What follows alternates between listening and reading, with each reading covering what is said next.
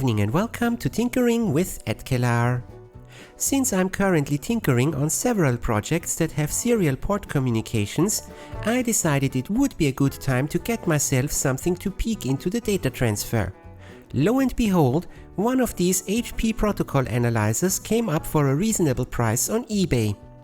Note that there are quite a few iterations of those, and this one, a 4951C model, seems to be about the middle of the time frame. I know there were versions that had a QIC style tape storage, while this one features a double density 3.5-inch floppy disk drive. But then there are also versions that have the connection panel built into the side, while this one still has pods, attachable adapters for various standards, conveniently built into the lid. The idea here is to support as many different serial protocols as possible: RS-232, RS-449 and V35 for example.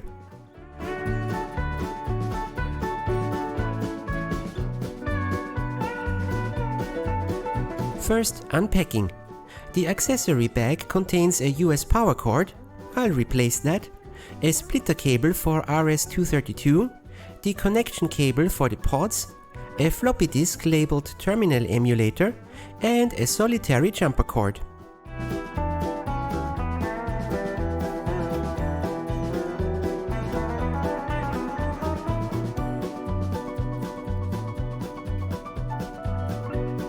Removing the bag first. The device is so narrow that the second pair of feet is mounted inside the bag, so the bag isn't really optional unless you want to have a tipping instrument.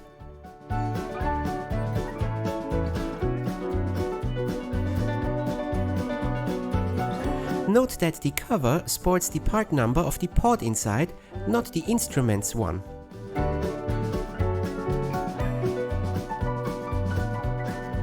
The keyboard pops open and all parts look complete, if a bit dirty. I start with the pod that was part of the sale, a combined RS-232 and RS-449 unit.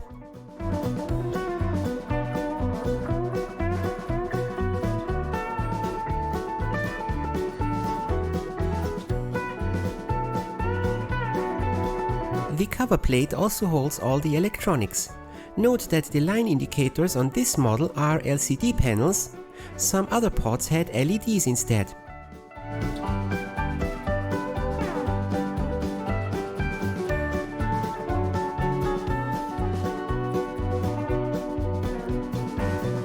Now to the main unit. The feet seem to be the way in, but the shell is a bit stuck and it took a bit of wiggling. Again, I don't want to use force to avoid breaking things.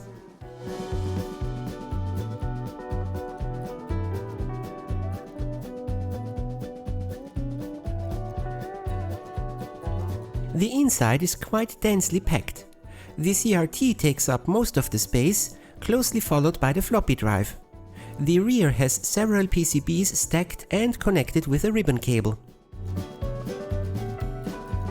Normally, I'd try to free the CRT first, but here we have a tangle of devices and cables in the way, so I start with the floppy drive.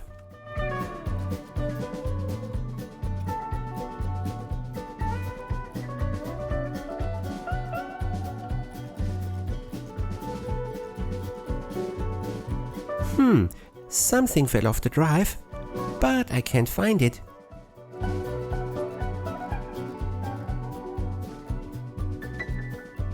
After disconnecting the CRT neck, deflection yoke and anode wire, I can remove the front panel. This makes the keyboard connector a bit easier to remove.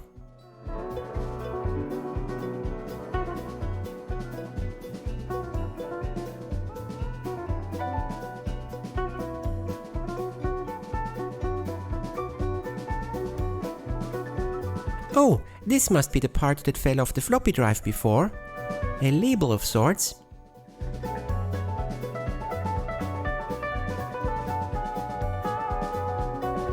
The top PCB of the sandwich, the disk controller, is not coming off easy. The ribbon connector is stuck on tight and pulling too hard on the cable would likely damage the plug.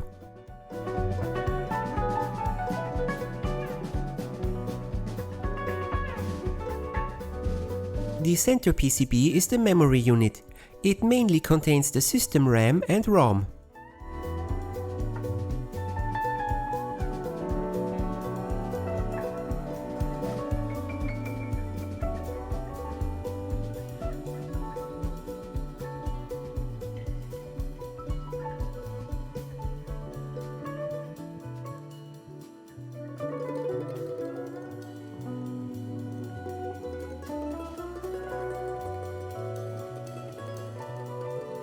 The main PCB on the bottom contains the CPU, I/O and timing components, as well as the CRT controller and power supply.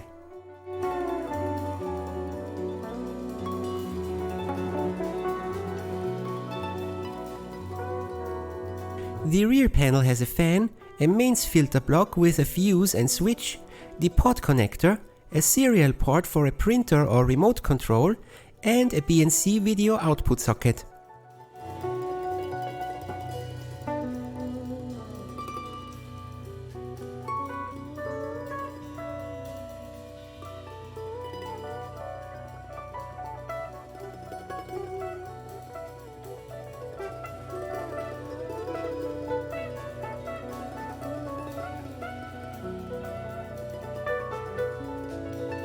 The mains filter is a prime candidate for replacement. These potted reefers are a smoke bomb waiting to go off.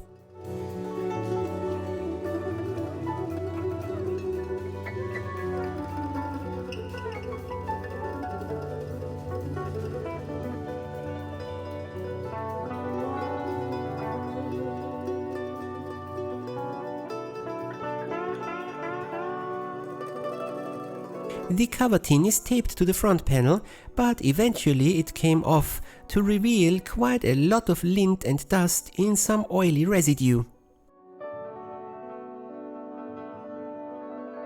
The floppy drive eject button is a bit sluggish. This one needs a good scrub too. I'm carefully removing all the parts that aren't pressed in. Note that I mostly cut out the looking for the next screw parts, so the process looks a bit quicker than it actually was.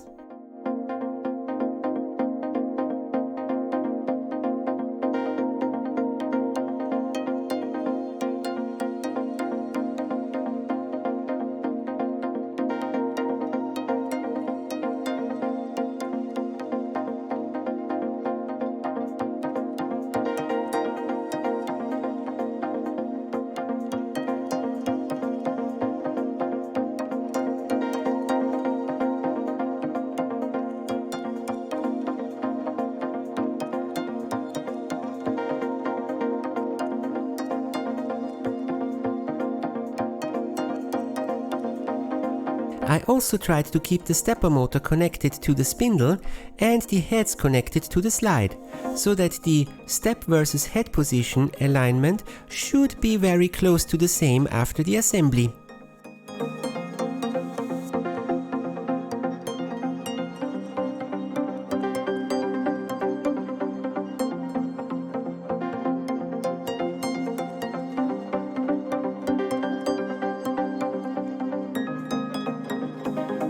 Some of the parts are press fit, mostly the spindle, so I can't really do much about that part, but it seems to be turning well enough.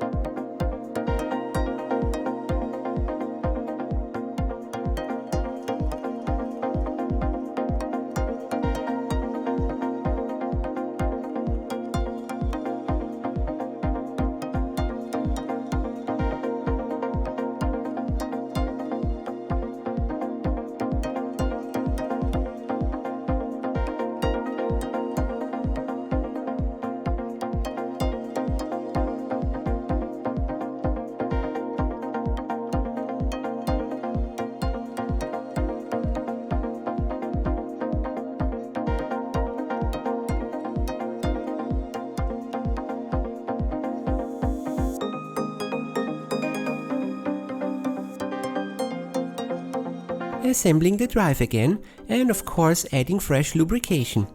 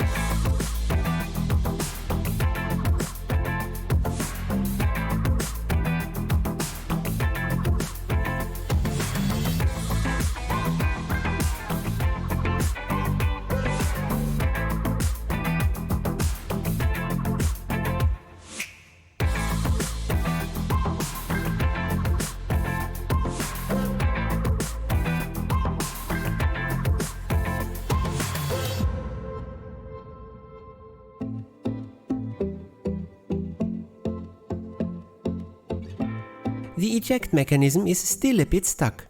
I think the spring needs a bit more tension, but the drive is clean and lubricated, ready for eventual alignment. And the spring won't change that, so it isn't that urgent.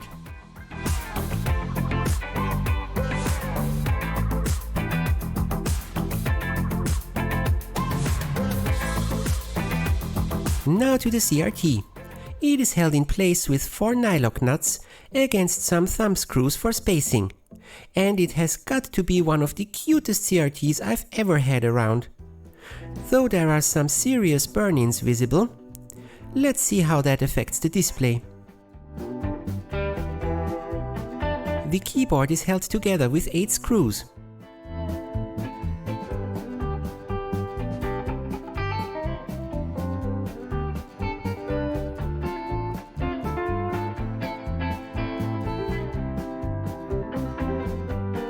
Neat!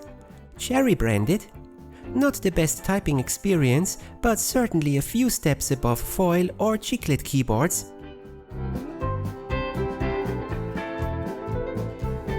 Pulling the keycaps for a good cleaning. They all show various levels of dirt. A regular keycap puller doesn't quite fit, but it makes the process a bit more easy on the fingertips.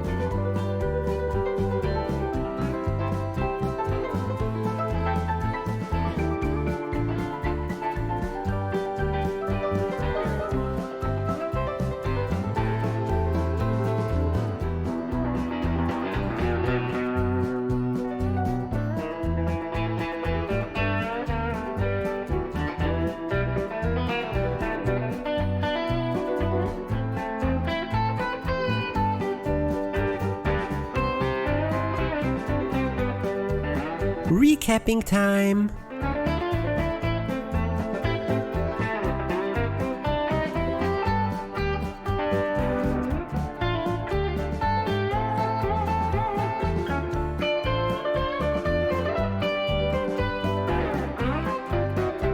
Including 2 more refas on the main PCB. They already show the typical cracks.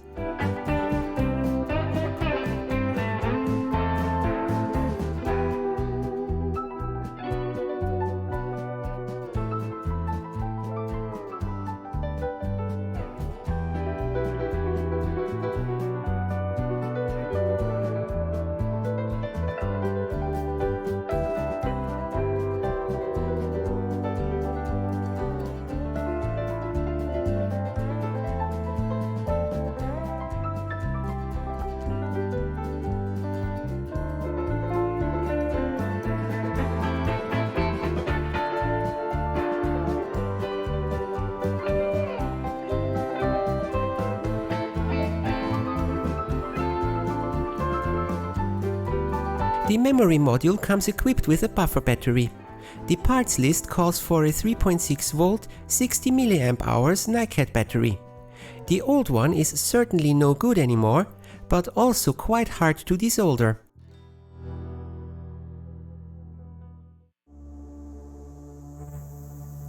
I reseat all the socketed ICs with a bit of contact cleaner, just as a precaution.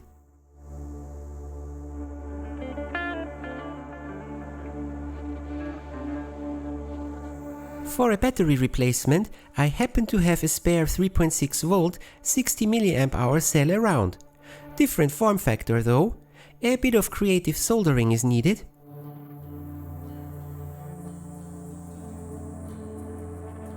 Checking the current draw. 0.00 something milliamps seems plausible.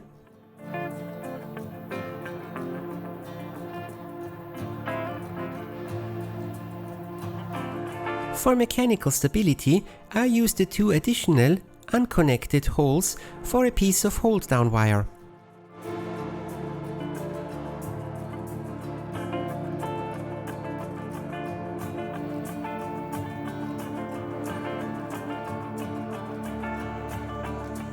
Note that the voltage drops quite rapidly.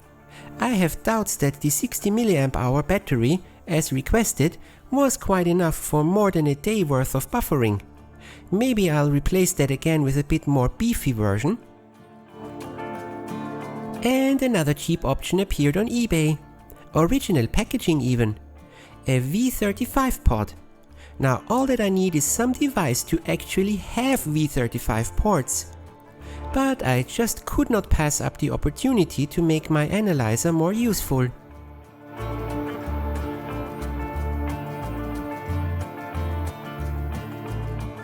Again, taking the pod apart for cleaning and recapping, even though there's only 2 electrolytics in here.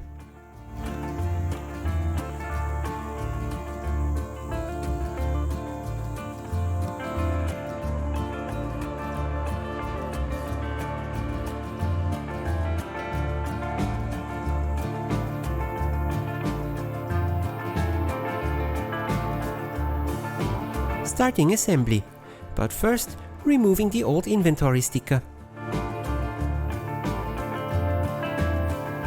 I got a new mains filter unit, almost the same size. I had to mill out a bit of the back panel, so now there is no fuse rating visible anymore.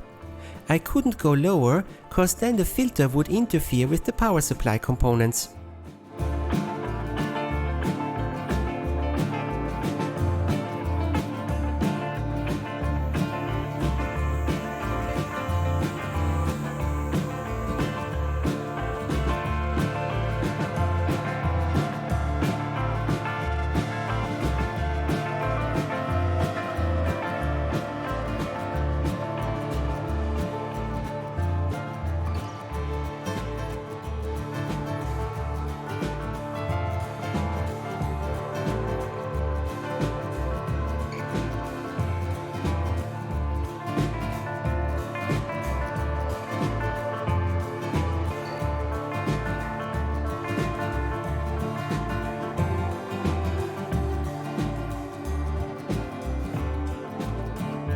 The fan. I cleaned it and tested it. Could be quieter, but it only emits regular operation noise. Nothing obviously wrong with it. Like the inside, it was caked with a thin layer of dust though.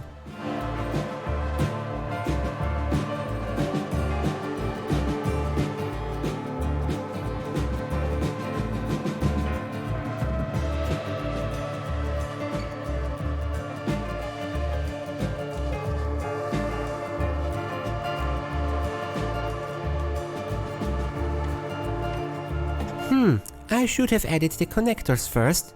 These nylock nuts are a pain to get on between the other components. And to make matters worse, the socket doesn't quite fit on one side of their case.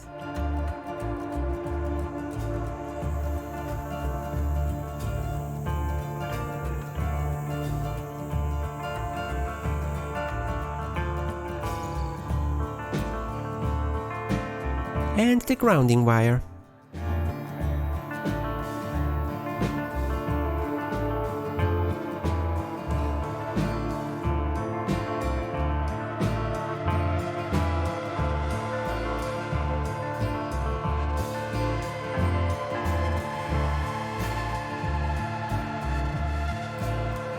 And crimping on spade connectors for the line voltage.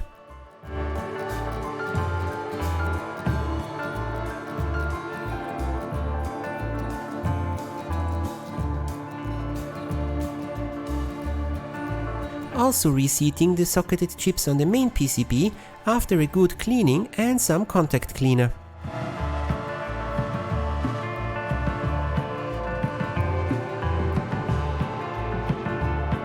The main PCB is held in place with the spacers of the case, so it's just loosely put in. The mains earth is screwed in though.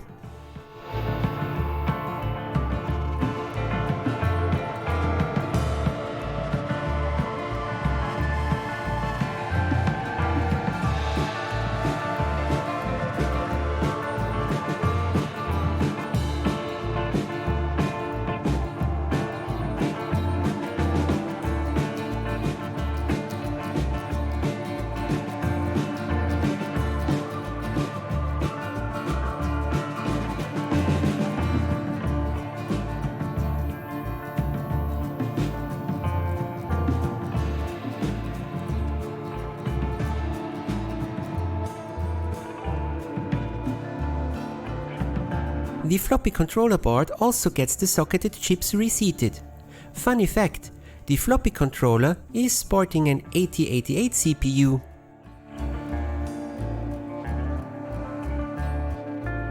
Assembling the keyboard. Starting with the spacebar, because it has a balancing bar, which barely fits between the keys.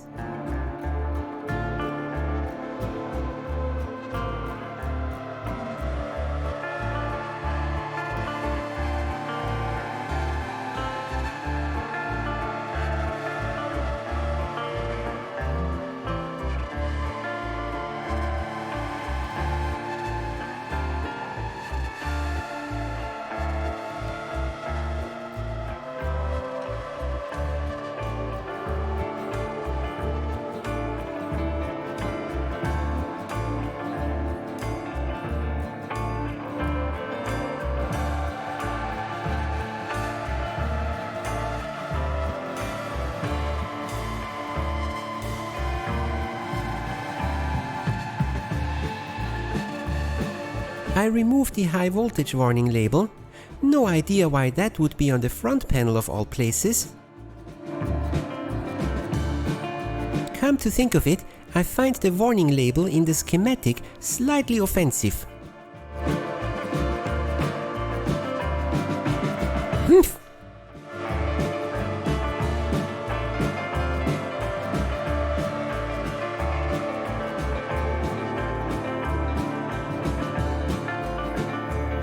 Adjusting the CRT distance again.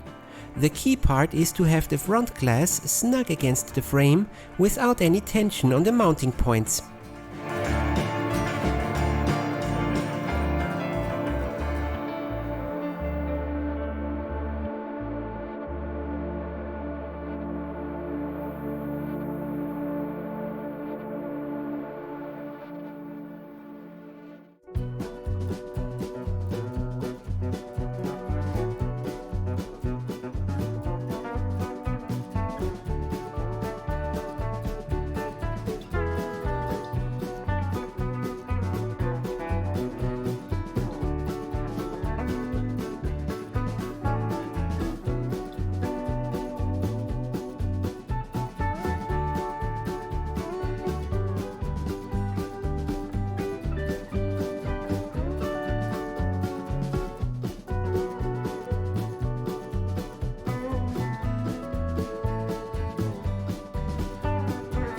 And after putting in the memory PCB, I find out that the new mains filter interferes with the floppy controller. I'll check later what I can do about that. For now, I just improvised the setup for testing.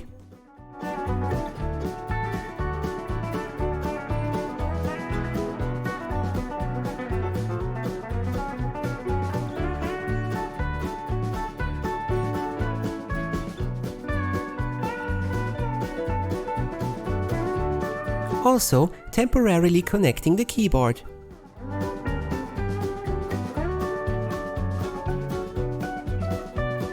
And power on.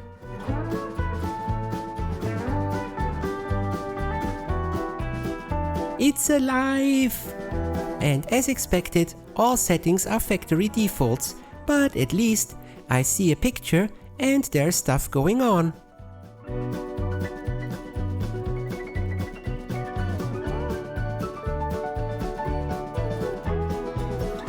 Adjusting the CRT brightness and focus.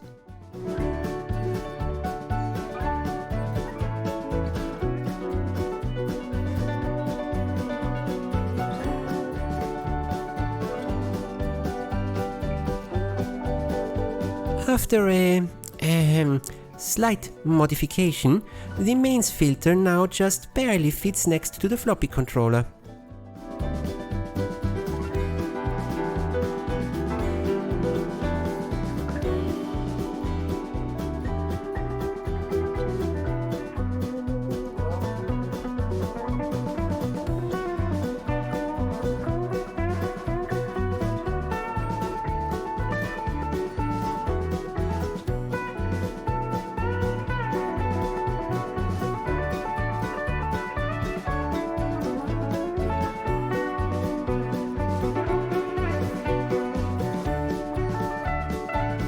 I add a bit of insulating tape to the controller, just in case.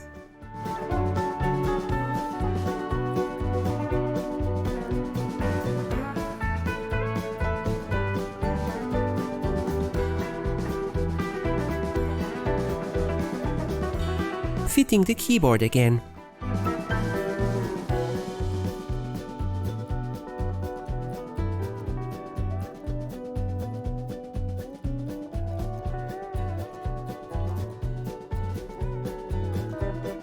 And connecting the pod for RS-232 for a proper test.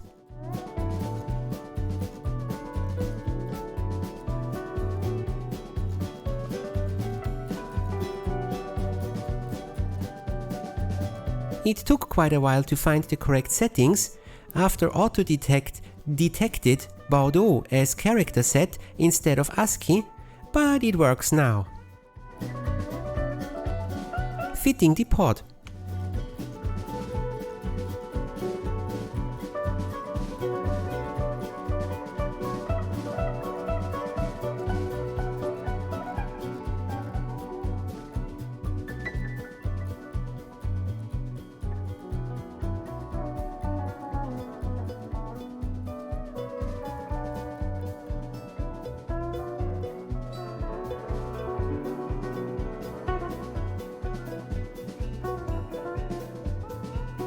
The patch lead is intended for the breakout points in the RS-232 port. You can disconnect any signal from the analyzer with the dip switches and put the pin on the D-sub connector to high or low with those. Also fitting the V35 pod again.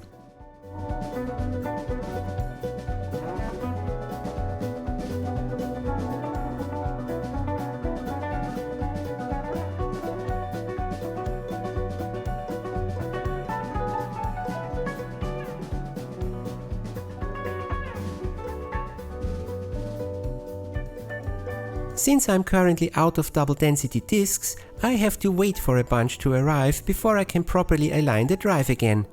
I tried it with high density disks, but since that doesn't work, I don't want to blame the drive just yet. I'll leave the cover off for now to have better access when the time comes.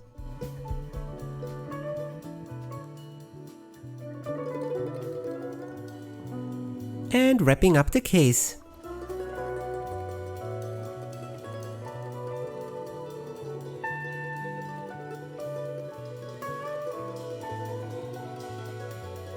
Note that the floppy drive works better when plugged in, proper alignment or not.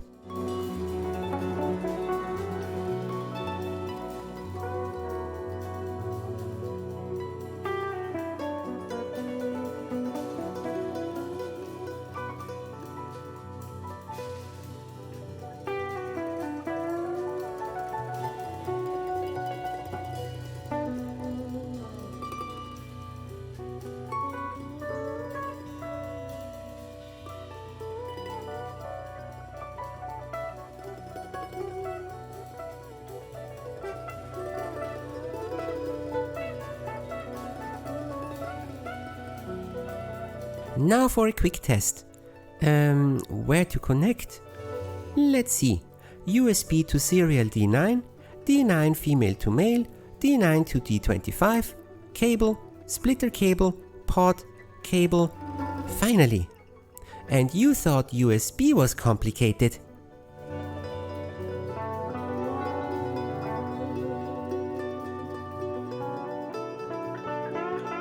Let's set up the device for RS-232, 9600 baud, 8N1 with hardware flow control. Oh, and get the terminal ready.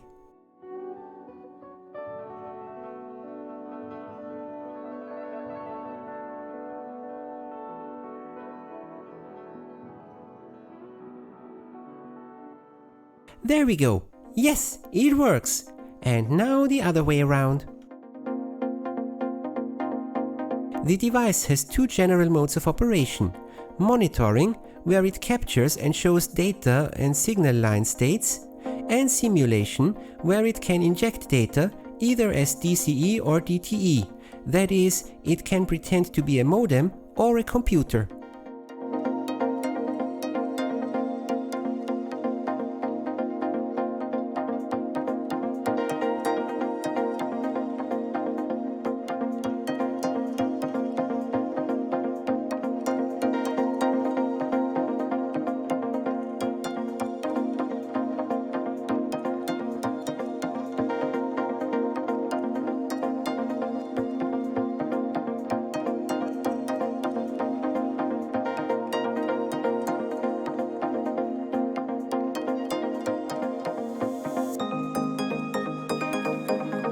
And that's it!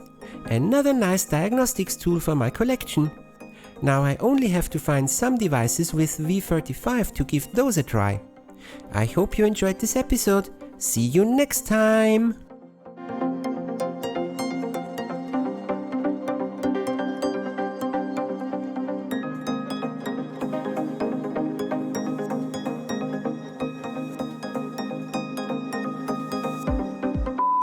While this one features a double density 3.25 inch floppy drive. 3.25 inch, yes, of course, 3.25 inch.